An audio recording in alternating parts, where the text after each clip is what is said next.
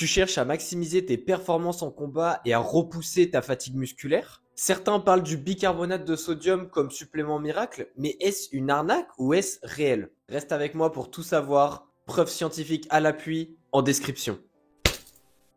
Déjà, qu'est-ce que c'est que le bicarbonate de sodium? Eh bien, c'est une substance qui est alcaline et qui va avoir un effet tampon sur l'acidité de ton corps. Autrement dit, pendant tes efforts intenses, il y aura une production d'ions H+, qui vont progressivement diminuer le pH, notamment au niveau de tes muscles, et ça va venir impacter ta performance en inhibant plein de processus musculaires, et notamment la contraction musculaire, ce qui fait qu'au final, tu auras une moins bonne contraction, une moins bonne rapidité de contraction, etc. Mais ça, c'est à cause d'une diminution du pH notamment. Et le bicarbonate de sodium, lui, ce qu'il va faire, eh bien, c'est qu'il va venir contrer cette surproduction d'ion H+, et donc il va un petit peu repousser cette inhibition notamment de la contraction musculaire et de plein d'autres phénomènes en augmentant un tout petit peu le pH. Et donc le bicarbonate de sodium, en augmentant un tout petit peu le pH sanguin notamment, eh bien, il va permettre de retarder cette fatigue musculaire qui apparaît généralement avec des efforts explosifs ou intenses qui sont répétés. Mais par rapport à ça, que dit la science? Parce que des fois, il y a la théorie, certes, et d'ailleurs j'en ai parlé dans la dernière vidéo, si tu veux aller la voir,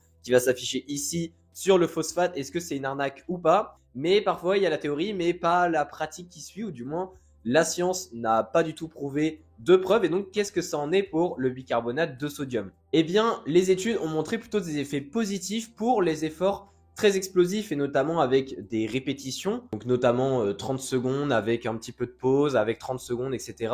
Et plutôt des efforts qui durent entre 1 à 10 minutes. Et ça tombe bien parce que les sports de combat sont exactement là-dedans, puisque nous, on a le système de round et donc on est souvent à 3 minutes, voire 5 minutes, selon évidemment les types de sports de combat. Et dans ces contextes-là, donc dans des efforts qui sont situés entre 1 à 10 minutes avec une très forte intensité, eh bien avec le bicarbonate de sodium, on peut espérer une augmentation des performances de 1 à 2%, ce qui n'est pas du tout négligeable si à côté tu fais les choses correctement sur tout le reste. Mais quand est-ce que le bicarbonate de sodium est moins intéressant pour les sports de combat? Parce qu'évidemment, on ne fait pas que des sessions où on fait des rounds, tout simplement. Eh bien, globalement, le bicarbonate de sodium, il est moins intéressant pour les séances où il y a plutôt une intensité modérée, puisqu'il aura surtout un effet pour les séances avec une grosse intensité et il aura surtout des effets sur des séances de sparring intense. Pour la simple et bonne raison que si, par exemple, on est sur un effort d'endurance qui est beaucoup plus long que 10 minutes, il y aura beaucoup moins d'effets ou du moins l'effet sera moins marqué. Et du coup, quand je dis effort intense, eh bien, ça veut dire aussi repos qui n'est pas trop long. C'est-à-dire que si tu fais des sparring dans ta session,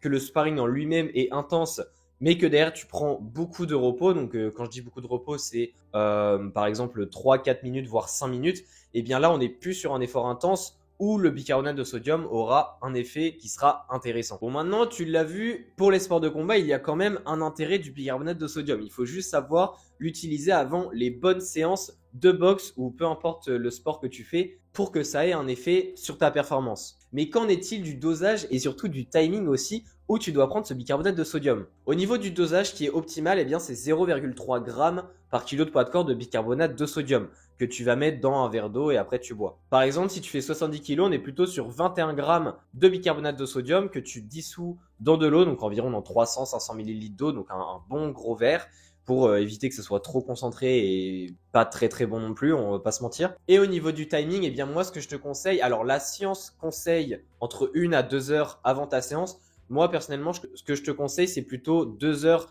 avant ta séance pour la simple et bonne raison que quand tu prends un petit peu trop proche de la séance, notamment 1 heure, eh bien tu peux avoir des problèmes de digestion si tu n'es pas habitué. Parce qu'en effet, le bicarbonate de sodium, là où il faut être très très vigilant, c'est au niveau des problèmes de digestion. Ça peut amener à des petites nausées, ça peut amener à plutôt des ballonnements, voire carrément à des diarrhées chez certaines personnes. Et ça, c'est pas drôle. Mais heureusement, j'ai plusieurs astuces à te donner pour limiter ces problèmes de digestion. La première chose, eh bien, c'est de commencer faible en dose. C'est-à-dire que oui, là, je t'ai dit que la dose optimale, c'était 0,3 g par kilo de poids de corps. Mais quand tu vas commencer pour la première fois à prendre du bicarbonate de sodium, eh bien, tu vas prendre seulement 0,1 g par kilo de poids de corps. Autrement dit, si on reprend l'exemple du 70 kg, eh bien, tu vas prendre 7 grammes. Ensuite, la fois d'après où tu vas en reprendre, tu vas prendre 0,2. Comme ça, au moins, pareil. Même si, encore une fois, avec 0,1 g, faut pas t'attendre à des effets. Hein. La science a montré que ça n'avait pas d'effet.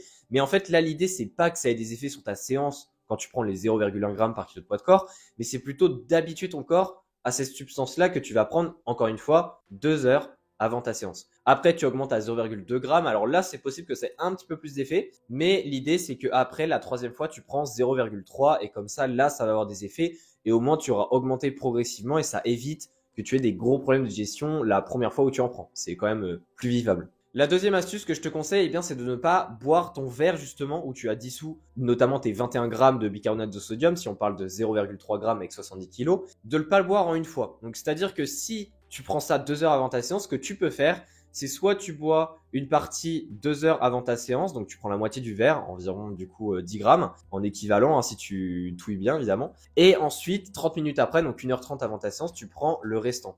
Ou alors sinon tu peux faire carrément 2h30 avant et tu fais 2 heures avant si tu es plutôt sensible au niveau de la digestion. Comme ça permettra à ton corps d'éviter de tout ingérer d'un seul coup, parce que vu que c'est du liquide, évidemment, ça s'absorbe très rapidement. Et là, ça va beaucoup plus t'aider pour éviter les problèmes de digestion. Et enfin, troisième astuce que tu dois mettre en place, c'est pourquoi pas prendre avec un petit repas. Parce que évidemment, vu que tu vas prendre ça environ 2 heures avant ta séance, il est très probable que tu vas peut-être prendre une petite collation ou un petit snack, bref, quelque chose à manger. Et là, ce qui est intéressant, c'est de prendre le bicarbonate de sodium durant ce petit repas. Comme ça, au moins, pareil, ça va éviter que la digestion se fasse trop rapidement. Évidemment, tu auras toujours les effets du bicarbonate de sodium. Ça changera rien. Mais en tout cas, tu auras beaucoup moins de chances qu'il y ait des problèmes de digestion. Et enfin, dernière astuce, c'est de ne surtout pas dépasser les 0,3 grammes par kilo de poids de corps. Ça n'ajoute pas plus d'effet, donc pas plus d'effet, c'est pas lié avec la dose, c'est-à-dire que si tu vas à 0,6 grammes par kilo de poids de corps, tu vas pas avoir 2 fois plus d'effet. Non, la science n'a pas montré ça. Et en plus de ça, on a montré qu'à partir de 0,4 grammes par kilo de poids de corps, ça commençait à être extrêmement vénère les problèmes de digestion.